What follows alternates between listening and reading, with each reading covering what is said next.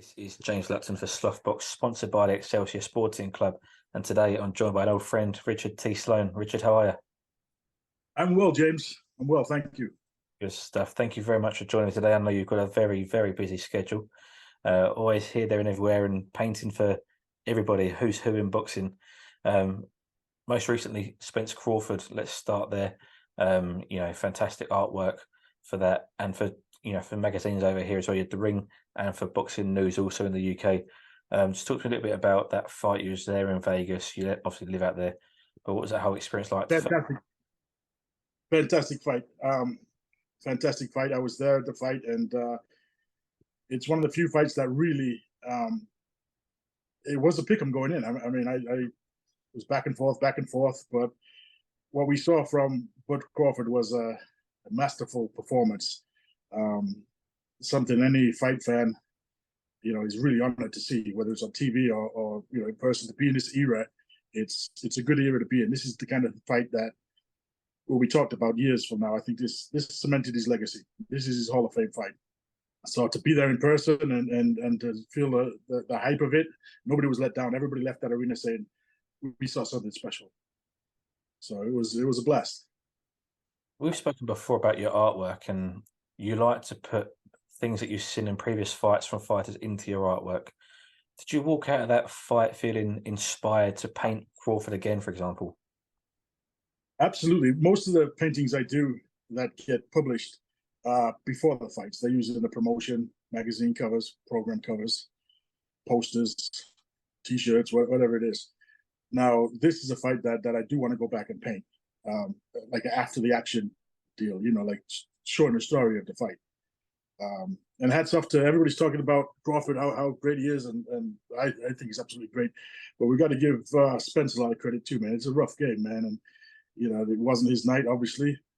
He took a little bit of a beating, man, but he got in there and he did it, man. The fans wanted the fight to happen, and I don't know if the weight or anything, but yeah, definitely it's a fight worth painting and revisiting. And I know Crawford said he'll honor the rematch. Well, we'll see what happens. Absolutely. I want to come on to some big breaking news that broke in the last sort of few days over here in the UK, and that is Dillian Whyte failing his drugs test, adverse findings of performance-enhancing drugs. This is the third time that has happened to Dillian Whyte. He is pleading his innocence again. It obviously remains to be seen what is the total outcome of that, but he has been pulled from the fight against Anthony Joshua. It seems to be very, very prominent at the moment in boxing, and almost blatant in some ways, the drug use, or I should say the accused drug use. Now, you've been in boxing a long time, going back to Joe Frazier and Emanuel Steward days. What was ped usage like back then?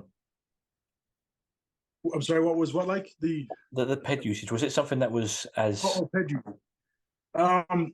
Was you as aware yeah, of it? It wasn't big back then, obviously. I think it got big, or it got introduced, probably mid-90s.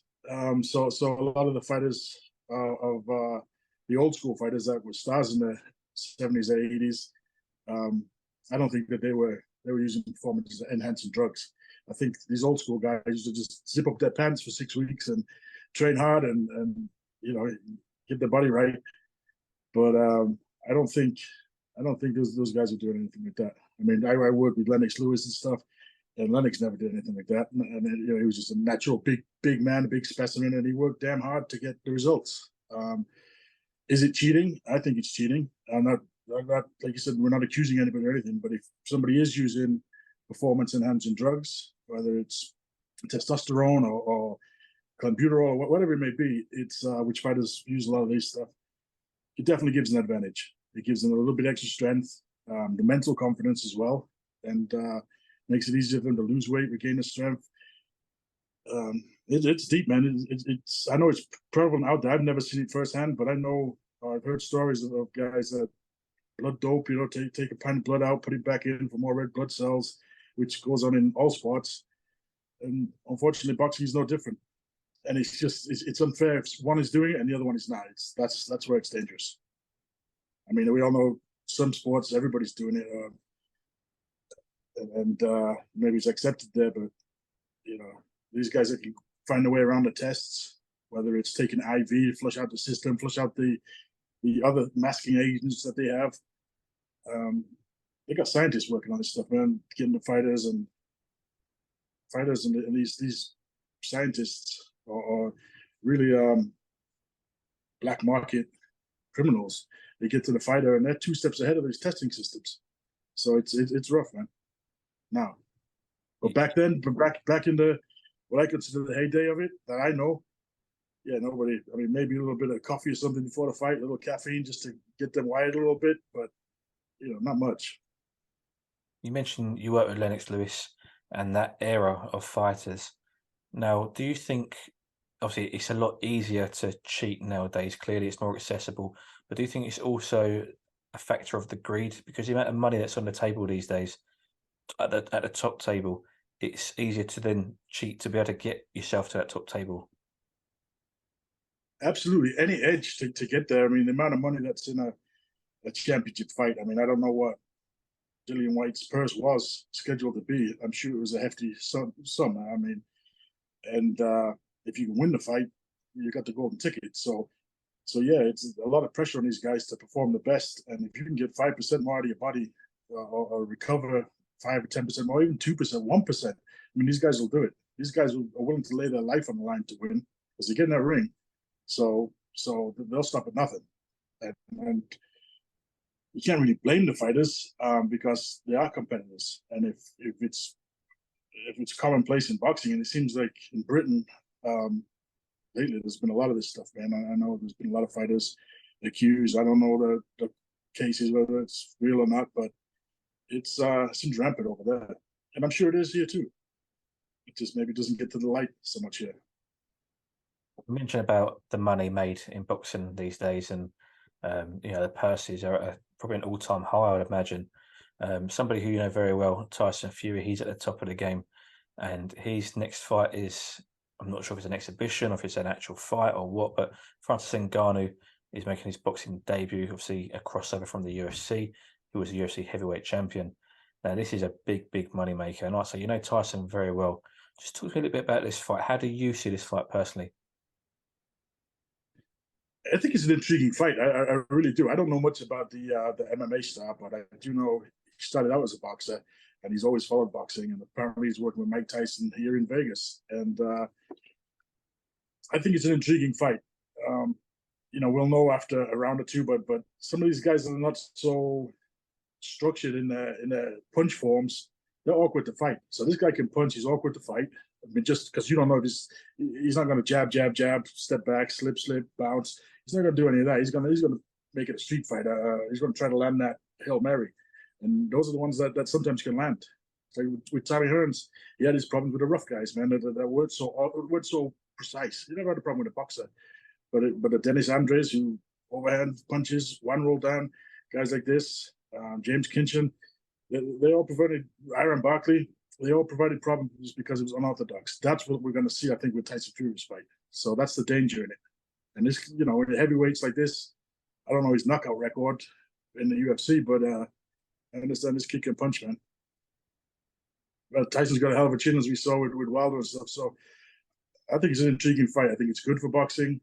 I know you're always going to get some naysayers, but Tyson's been trying to make fights. He's been making the offers. He's in the driver's seat. He's the king of the heavyweight division. So he's got the right to say what percentage goes to him, stuff like that, in my opinion.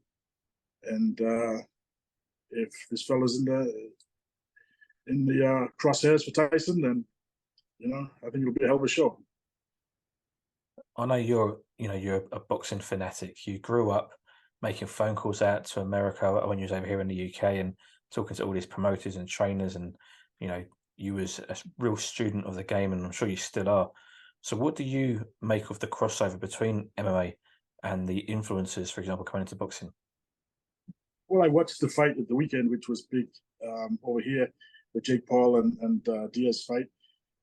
I was entertained. I thought it was good. I mean, are we seeing guys on the top level coming from MMA to boxing? No. But are we seeing warriors that bring a wheelbarrow full of balls? And yeah, I mean, these guys, Nate Diaz, I take my hat off to him, man. He's a warrior. He was entertaining.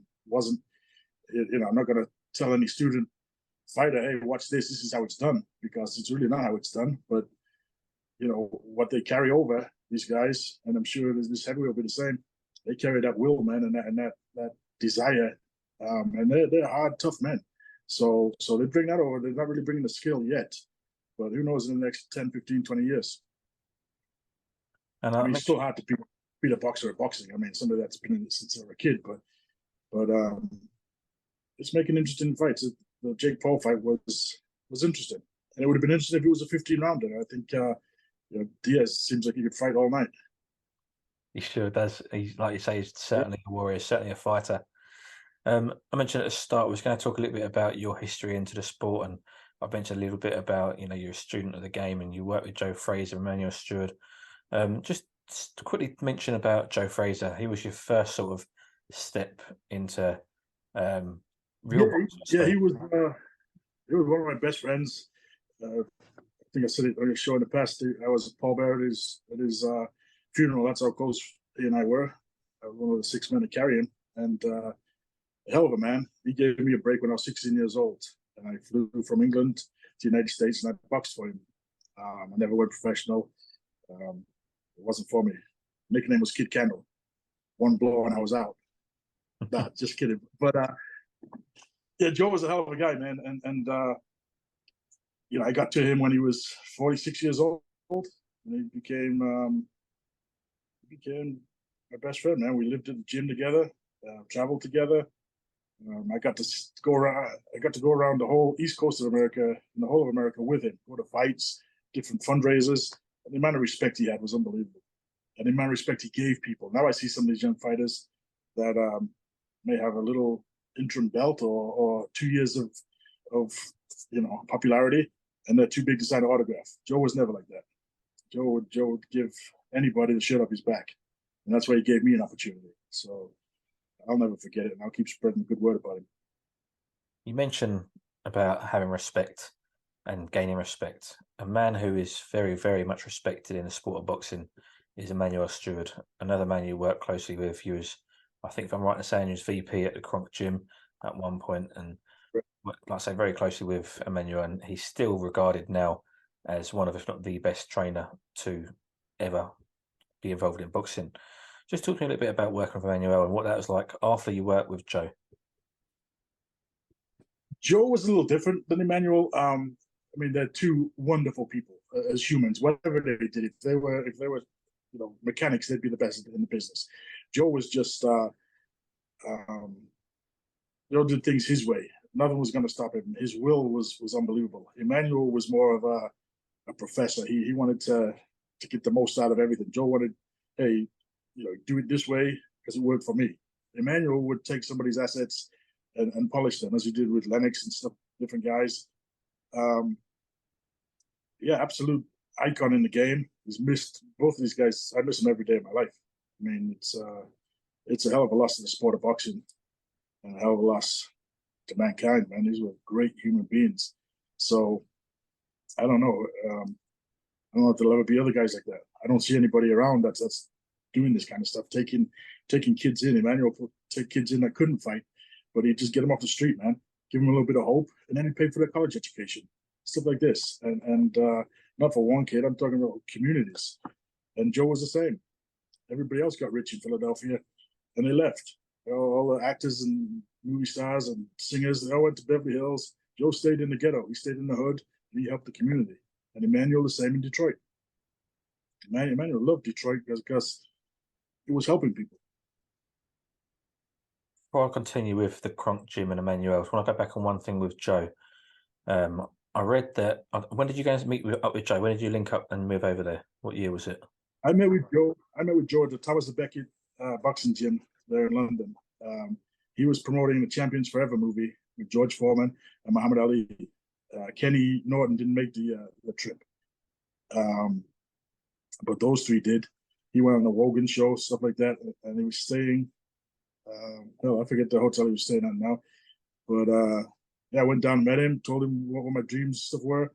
We'd already been in contact a little bit before that, and we went to the Thomas Beckett gym, did a workout, and he liked what he saw. He said, "You got to finish school and if you want to fight, you know, find your way to Philadelphia. I did. And what year was that? Sorry, Richard. That was 1990. 1990. So I don't know if you've ever heard this story, but in 1981, I think it was, Joe had a premonition, and he refused to allow Marvis to make a trip out to Poland with the Team USA amateur boxing. On the plane, man. Yep. Is he what you're talking about? That's it. You talking about the plane? Yep. The plane. Yeah, he did. The plane crash landed, killed every passenger. Now, in your time with Joe, did he ever have any other premonitions or anything like the like of that? Lots, man. He had lots. He had, like I said, he had his own frequency in which he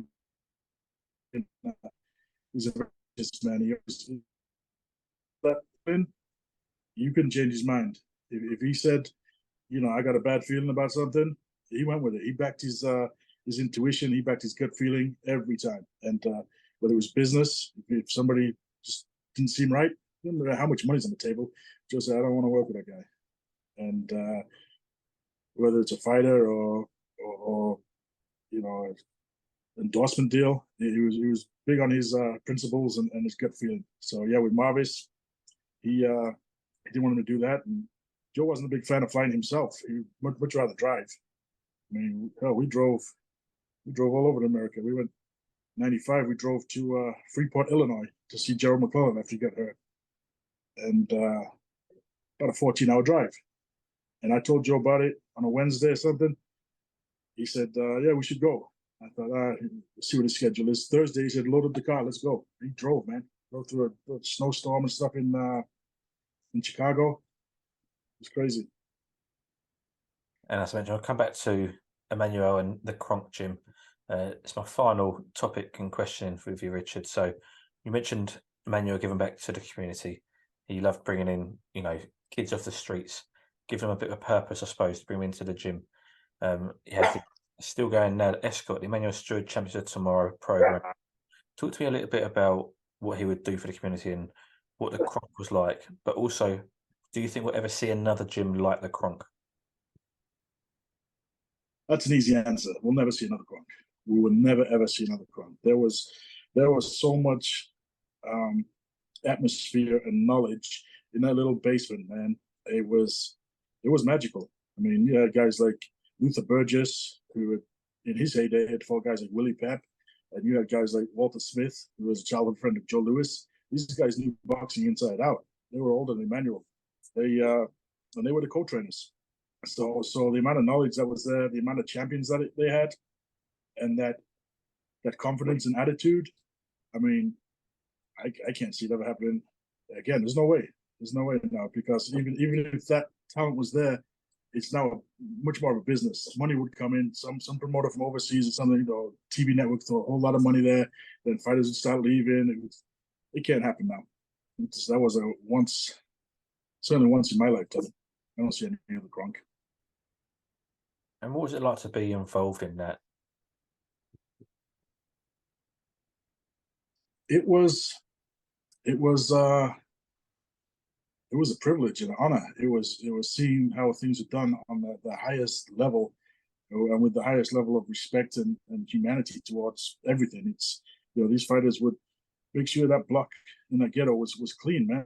If there was trash on the street, the world champ would bend over and pick it up. It's like they just had a respect, and there was a certain code that they lived by that I don't know where it came from. Like I said, it was a magical place. So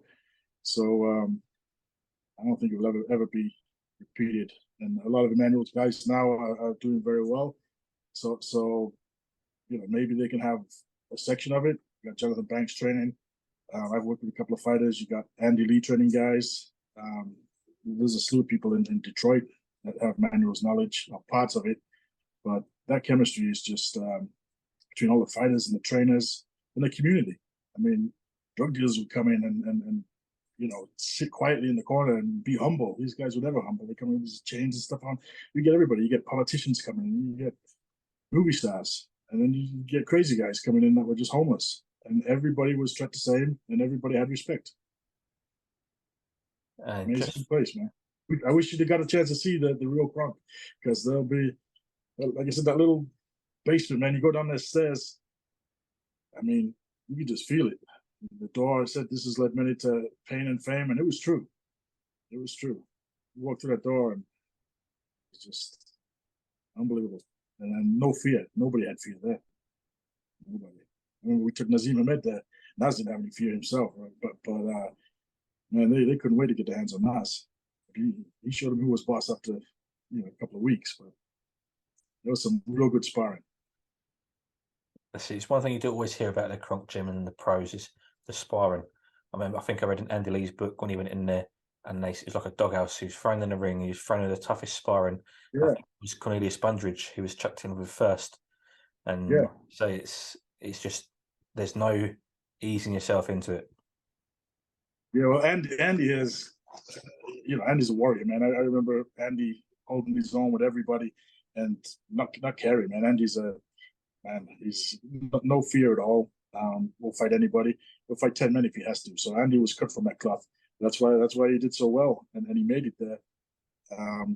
But yeah, you go in there, there's guys shouting new meat, and all kinds of every derogatory thing they can shout about you. Just try to see a little weakness in you. And a lot of outsiders couldn't make it, but Andy was one that did. And so was Naz, and Dennis Andrews loved it there. The European guys. Of course, Lennox loved it, but it was hard to get sparring partners to stay in Detroit for him. So we had to go to the Poconos, where he loved. And Lennox did most of his camps in the Poconos. But we brought the guys in, and we brought all the trainers in, and we had a satellite version of the Kronk there in the Poconos. And I know we could talk all night long, but this will be a final question. Richard, so for you, obviously, your artwork is all over the world. It's unbelievable. And like you mentioned, posters, programs, magazines, whatever it is, it's there, on massive canvases in the MGM Grand and wherever the venues are. Your artwork is plastered all over the place. You're working with Nico Ali Walsh, we're part of the training team with him. You're doing a bit of everything in boxing. Is there anything that you've not done yet that you want to do?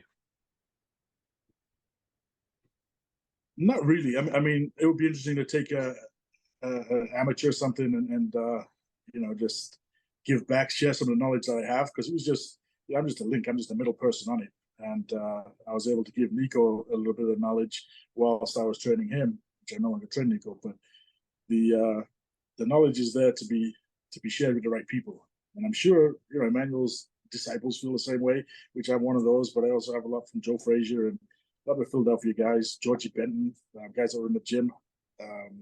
We had some great trainers in Philly too. Just like I talked about the old guys in Detroit, it was the same with the Philadelphia guys. So their ways have kind of been lost now in a lot of these gyms, and it's nice to give back. So if I can share it with a few people that may pass it on as well, maybe they won't be a champion, or maybe they won't,